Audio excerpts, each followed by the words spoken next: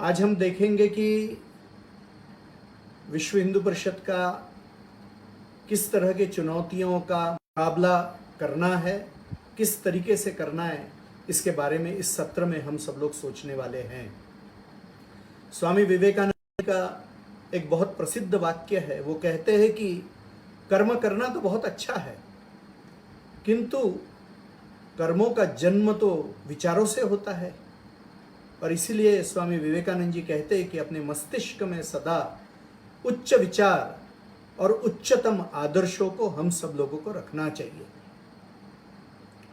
और इसीलिए यदि हम दिन रात ऐसे उच्च विचार और उच्चतम आदर्श अपने सामने रखेंगे तो निश्चित ही महान कार्यों का सृजन एक व्यक्ति करके और संगठन करके हाथों से होगा। और इसीलिए आज हम देखेंगे कि एक बहुत बड़ी चुनौती विश्व हिंदू परिषद अन्य संगठन और समाज के माध्यम से आज देख रहा है। आज संपूर्ण विश्व कोरोना महामारी के एक भीषण संकट से लड़ रहा है। अमेरिका, इंग्लैंड, जर्मनी ऐसे अनेक अत्यंत संपन्न और ताकतवान देश भी इसके सामने अत्यंत हतबल हो गए हैं।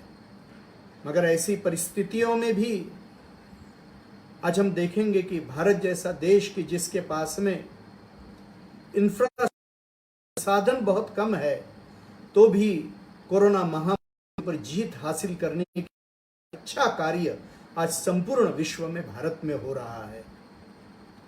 किसी ने बताया कि इसका कारण क्या है, तो यह भी उत्तर दिया कि एक दूरदर्शी जो केंद्र सरकार ने सारी योजना बनाई, और दूसरी बात कि यहाँ का जो समाज है वो अत्यंत संवेदनशील और अनुशासन प्रिय है। और इसलिए आज हम देखेंगे कि पूर्ण कोरोना संकट से लड़ने के लिए भारत एक अग्रणी भूमिका निभा रहा है। आज हमने जो हमारी सोच है सर्वे भवन्तु सुखिनः, तो हमने अपनी एक्सपोर्ट पॉलिसी बदल दी। जो दवाएं वो अपने माध्यम से भेजना शुरू कर दिया। अपने आसपास के देश है उनको भी आज हमने सैकड़ों करोड़ रुपया कोरोना युद्ध करने के लिए देने की तैयारी की है, देना भी प्रारंभ किया है। और इसीलिए हम देखेंगे कि एक विश्व नेतृत्व किसी भी कठिनाई में स्वयं की प्रेरणा से करने में भारत अग्रसर हो रहा है। भारत के अंदर अनेक संगठन स्वयं प्रेरणा से कर रहे हैं। मंदिर, अनेक गुरुद्वारे, जैन, बौद्ध, सनातनी, हर तरह के संत, हर तरह के आश्रम, हर समाज के संगठन जाति बिरादरी की भावना से ऊपर उठकर संपूर्ण समाज के कल्याण में लगे हुए हैं। और इस कार्य में हम सब लोग भी, विश्व हिंदू परिषद के भी बहुत श्रेष्ठ कार्य कर रहे हैं। आज मुझे कहने में बहुत आनंद होता है कि पूर्ण देश में आज लगभग पिछले 40-45 दिनों में विश्व हिंदू परिषद ने प्रतिदिन 3-3.5 लाख लोगों को तैयार भोजन खिलाया है। और लगभग अभी तक 1 करोड़ से अपने समाज का जो गरीब तबका है, जो कमजोर तबका है, उसके भोजन की व्यवस्था समाज के सहयोग से विश्व हिंदू परिषद ने की है। केवल तैयार भोजन ही 1 करोड़ से अधिक लोगों को खिलाया नहीं है, केवल इतना ही नहीं किया है, तो आज लगभग 11 लाख से अधिक परिवारों को, कहाँ किसी प्रांत में 7 दिन का, किसी प्रांत में 10 दिन का, तो किसी प्रांत में 15 दिन का कच्चा राशन सामग्री अपने संगठन के कार्यकर्ताओं ने दी है। 10 लाख से अधिक लोगों को फेशियल मास्क दिया है, सैनिटाइजिंग इक्विपमेंट दी है, ताकि प्रतिरोध हमारा जो सामर्थ्य है वो बढ़े। और साथ ही साथ जैसे कि आरोग्यवर्धक ऐसा एक काढ़ा जो आयुष मंत्रालय ने बताया है, उसको भी प्रतिदिन लाखों लोगों को पिलाने का कार्य चल रहा है। और यह विश्व हिंदू परिषद का यानी हम सब लोगों का यह संकल्प है कि जब तक दुर्भाग्य से ये कोरोना लॉकडाउन की जो आवश्यक है यह चलते रहेगा, समाज के सहयोग से विश्व हिंदू परिषद यह कार्य करते रहेगा। मैंने कहा अनुशासन प्रियता, संवेदनशीलता, मगर दुर्भाग्य से अपने समाज में एक वर्ग ऐसा है, तबलीगी जमात, मुसलमान समाज का एक वर्ग है कि जो इस संवेदनशीलता को नहीं दिखा रहा है। जो चिकित्सा के कर्मचारी अग्रणी होकर इस कोरोना के विरुद्ध योद्धा जैसे लड़ रहे हैं, एक अत्यंत क्या कहेंगे खतरा मोल लेकर, जान हथेली पे लेकर वो कार्य कर रहे हैं, उनके ऊपर थूकना, उनके सामने अश्लील हरकतें करना, इस तरह का व्यवहार चल रहा है, अत्यंत गैर जिम्मेदार व्यवहार चल रहा है। और अनेक लोगों का कहना है कि जिस कारण सा जमावड़ा यह दिल्ली में यह तबलीगी जमात के माध्यम से हुआ था, वह अनेक कारणों में से एक बहुत प्रमुख कारण है कि आज देश में यह कोरोना का फैलाव हो रहा है।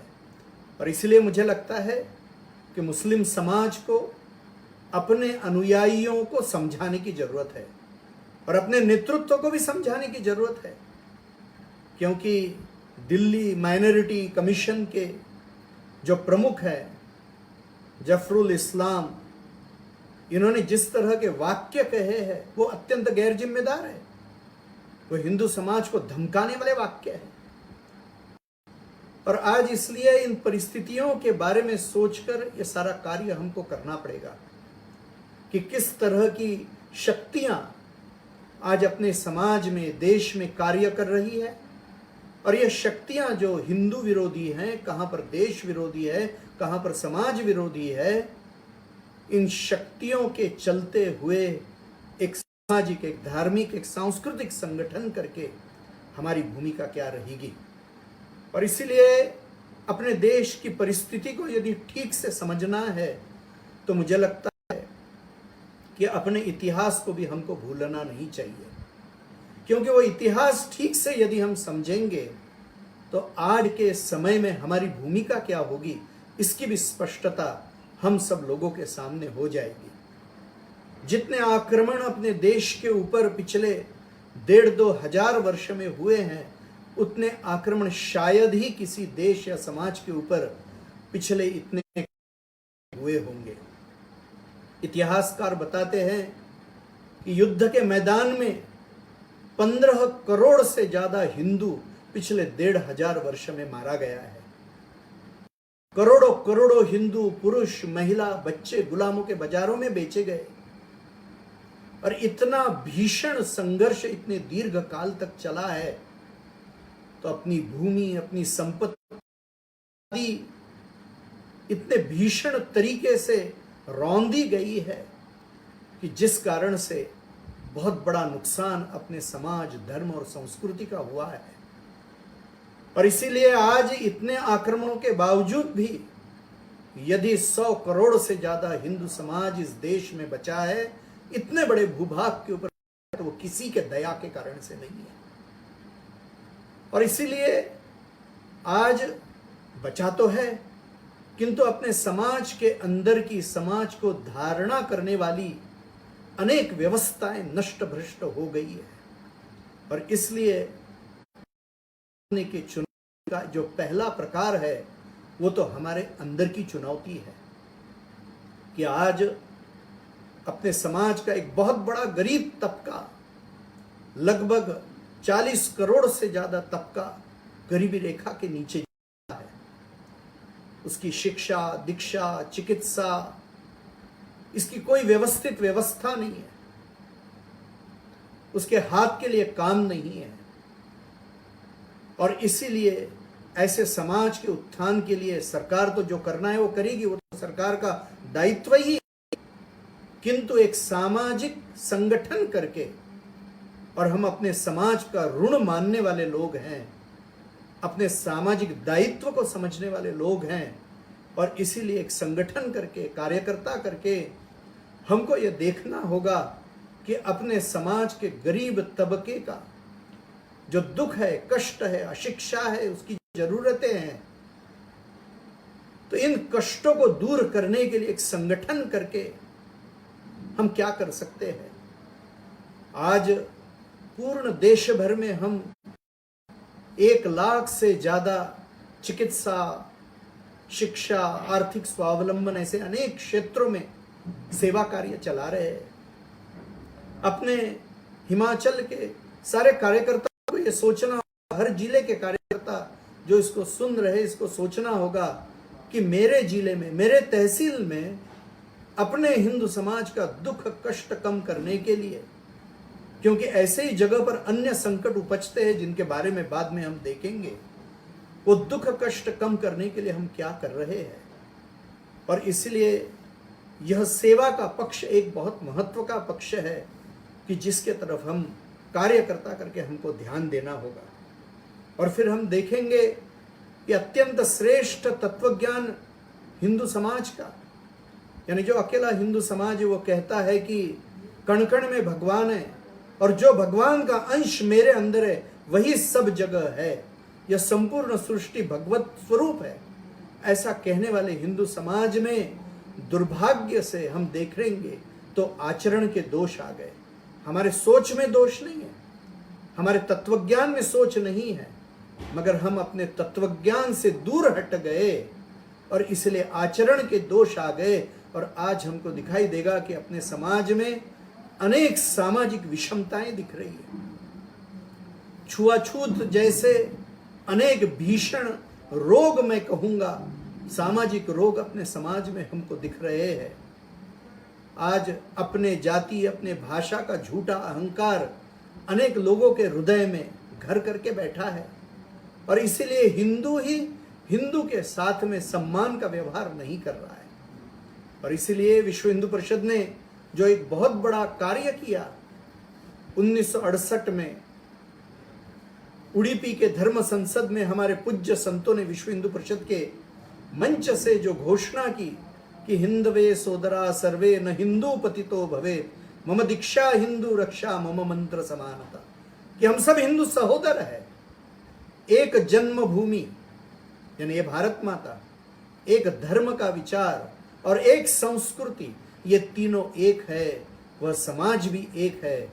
और इसलिए हम सब सहोदर है। इसलिए छुआछूत को, किसी भी भेदभाव को हमारे जीवन में, सोच में, आचरण में कोई भी स्थान नहीं है। पूज्य संतों ने यह कहा और उस समय उन्होंने यह संदेश दिया कि हर हिंदू, इसलिए हर कार्यकर्ता भी, हमारे लिए मंत्र है समानता और हम सब ने हिंदू समाज की रक्षा की दीक्षा लेनी चाहिए। और इसलिए हम देखेंगे कि यह जो अनेक कुरीतियां मुख्य रूप से सामाजिक विषमताओं की आ गई है, जो शोषण की कुछ पद्धतियां समाज में आ गई है, वो अपने तत्वज्ञान को, अपने चिंतन को, हमारे इतिहास को, हमारी परंपरा को, हमारी श्रेष्ठता को बिल्कुल मान्य नहीं है। इसलिए हर कार्यकर्ता को यह देखना चाहिए कि अपने जीवन में इसको कोई भी स्थान हमको नहीं रखना है।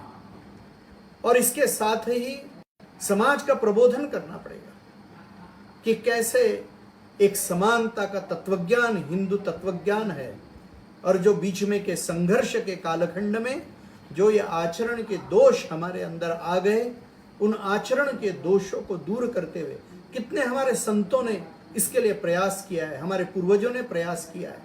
ऐसा नहीं कि यह विषय विश्व हिंदू परिषद पहली बार ले रहा है। और इसीलिए सामाजिक विषमताओं को दूर करते हुए, समता का, समरसता का व्यवहार करते हुए एक शोषण मुक्त समाज का निर्माण, यह विश्व हिंदू परिषद के कार्य का एक बहुत प्रमुख अंग है। और इसलिए ये जो हमारे अंदर की चुनौती है कि अपने समाज को अपने अंदर से निर्दोष बनाना और उसके समाज की व्यवस्था को शोषण मुक्त, समता युक्त बनाना, यह हमारे कार्य का एक बहुत बड़ा हिस्सा है। और यह केवल भाषण का विषय नहीं है, यह आचरण का विषय है, यह प्रबोधन का विषय है, क्योंकि गलती करने वाले भी हमारे ही भाई बहन हैं, जिनके साथ अन्याय हो रहा है वो भी हमारे ही भाई बहन हैं। और इसलिए ये अंदर की चुनौती है तो अंदर के ये चुनौतियों को अलग ढंग से और बहुत ज्ञान पूर्वक इसको संभालने की जरूरत है। और इसलिए ये पहली चुनौतियों का सामना हमारे लिए बहुत ही श्रेष्ठ ऐसा हमको करणीय कार्य है। और फिर हम देखेंगे कि अपने समाज में सामने बाहर की भी बहुत सारी चुनौतियां हैं, और उन चुनौतियों के बारे में भी, जैसा मैंने तबलीग जमात के व्यवहार का उदाहरण दिया, तो आज हम देखेंगे कि ऐसी अनेक शक्तियां भारत में सैकड़ों वर्षों से यहां पर है और आज भी विद्यमान है, कि जो चाहती है कि यह हिंदू समाज कभी भी एक होकर खड़ा न हो। ऐसी शक्तियां जैसे देश के अंदर है वैसे देश के बाहर भी है।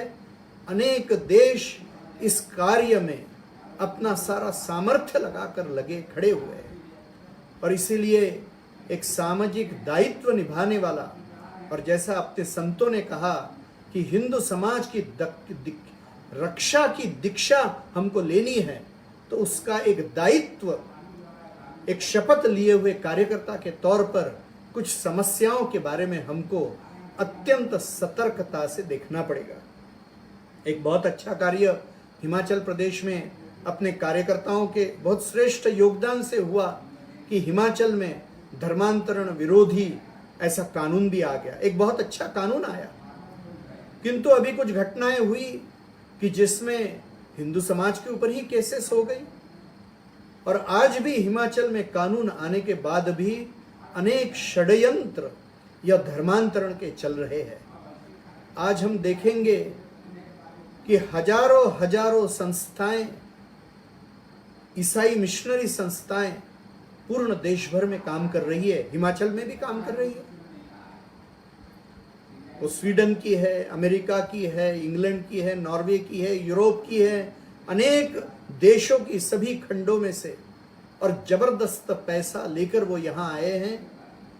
हजारों कार्यकर्ता उन्होंने पुरुष और महिला इसके लिए लगाए हैं, और उसका परिणाम क्या होता है इसका जीता जागता उदाहरण, यानी जो पूज्य संतों की हत्याएं, यह पालघर में अभी महाराष्ट्र में हाल ही में हुई है, भीषण हत्याएं।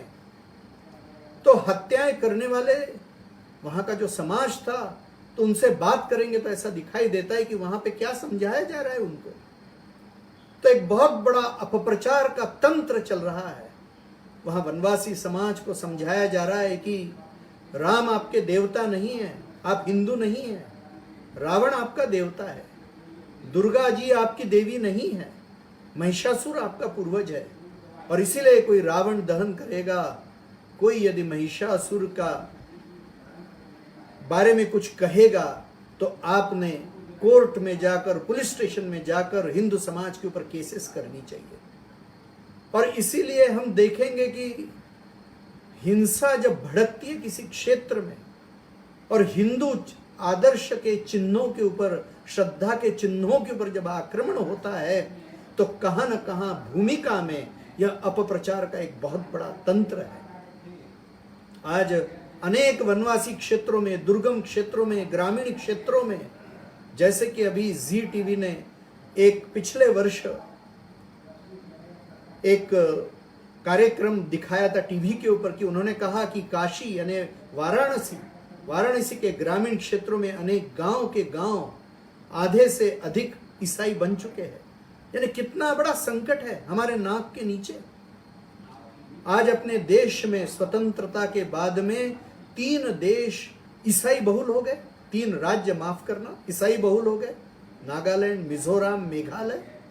ये कैसे हो गए? स्वतंत्रता के समय ये हिंदू बहुल थे।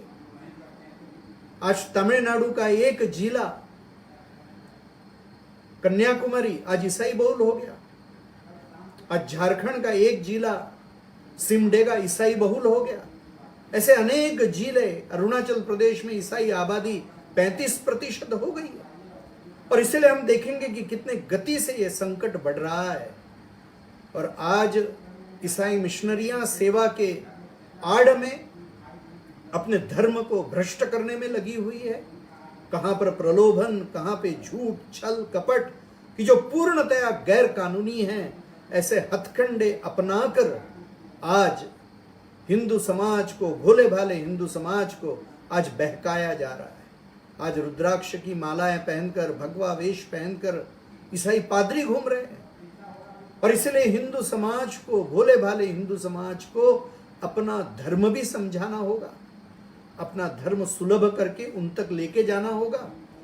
और जो ये सारी पूतना जैसी राक्षसियां हैं ईसाई मिशनरी यानी कि जिनका वेश सुंदर है, चेहरा सुंदर है, सेवा की सुंदरता लेकर आ रहे हैं, मगर इनके स्तन के दूध में विष भरा हुआ है। और इसलिए हिंदू समाज का जागरण और फिर इस ईसाई मिशनरियों के गतिविधियों को कानून का सहारा लेकर, कानून के दायरे में रहकर पूर्णतया इसको रोकना एक बहुत बड़ी अपने कार्य का स्वरूप हो सकता है। जो लोग प्रलोभन के कारण से अपने धर्म को छोड़कर चले गए हैं, उनको पुनः अपने धर्म में, पूर्वजों के धर्म में लाना यह एक बहुत बड़ा कार्य है। हमारे सामने ऐसे अनेक लोग हैं कि जिन्होंने इसके लिए अपना बलिदान दिया है। और हर धर्म छोड़कर गए हुए व्यक्ति को अपने धर्म में प्रवेश देना यह एक बहुत बड़ा कर्तव्य आज विश्व हिंदू परिषद के कार्यकर्ता के सामने है। और इसलिए आज के इस चुनौती का सामना बहुत प्रखरता से, बहुत आग्रहपूर्वक हमको करना होगा।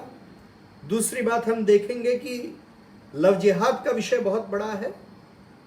आज बहुत बड़े प्रमाण में हिंदू कन्याओं का अपहरण चल रहा है। आज इसमें दुर्गा वाहिनी मातृशक्ति की बहुत बड़ी भूमिका होगी।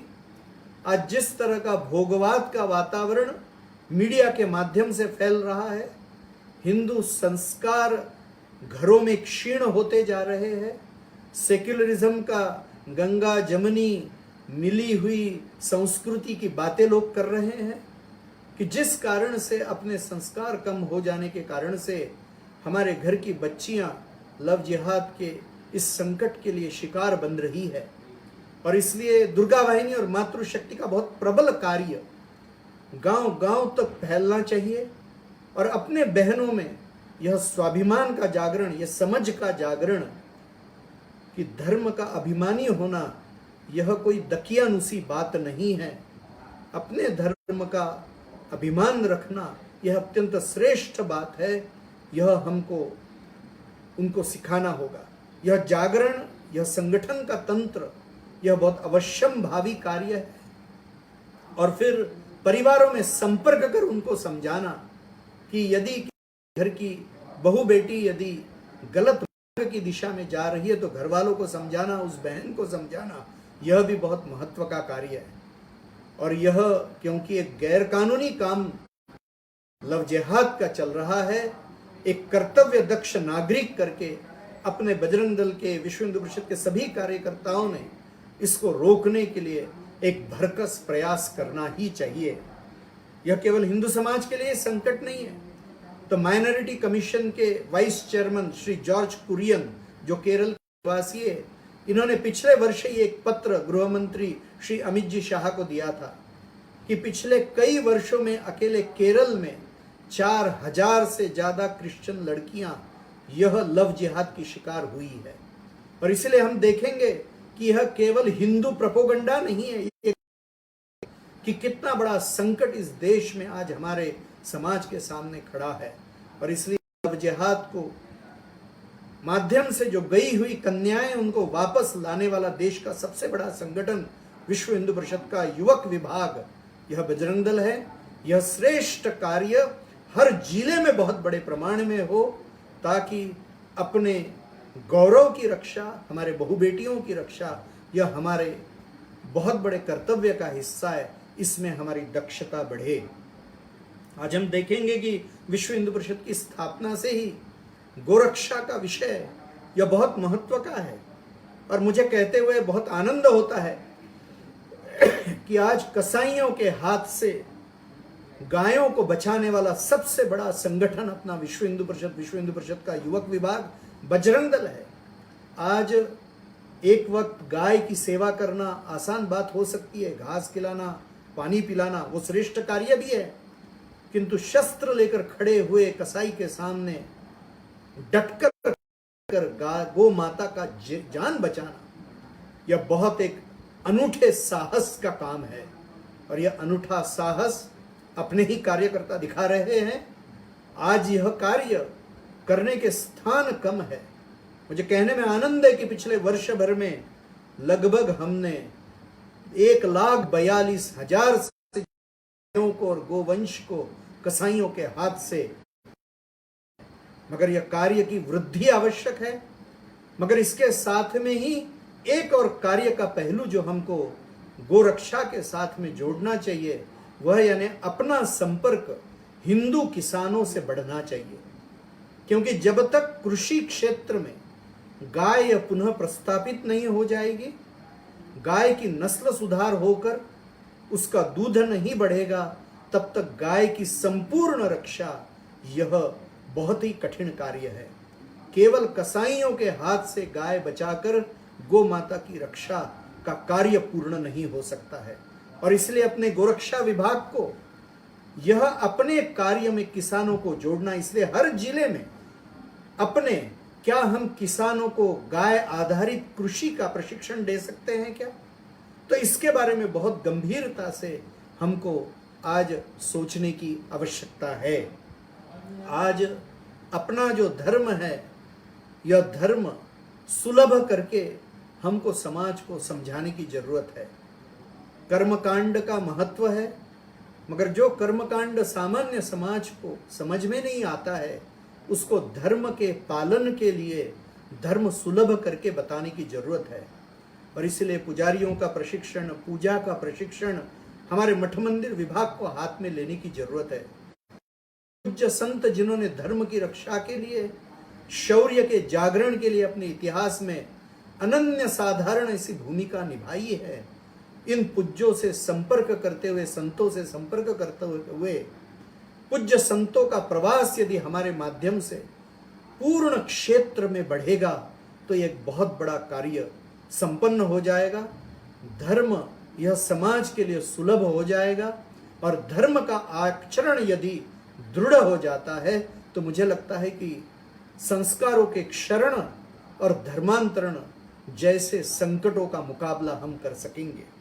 और इसीलिए यह कार्य का अपना स्वरूप है कि हिंदू समाज को अंदर से बलवान बनाना, उसका आत्मबल बनाना, उसके आचरण में हिंदू तत्व कैसे अधिक से अधिक आएंगे, इसकी व्यवस्थाएं समाज में निर्माण करना।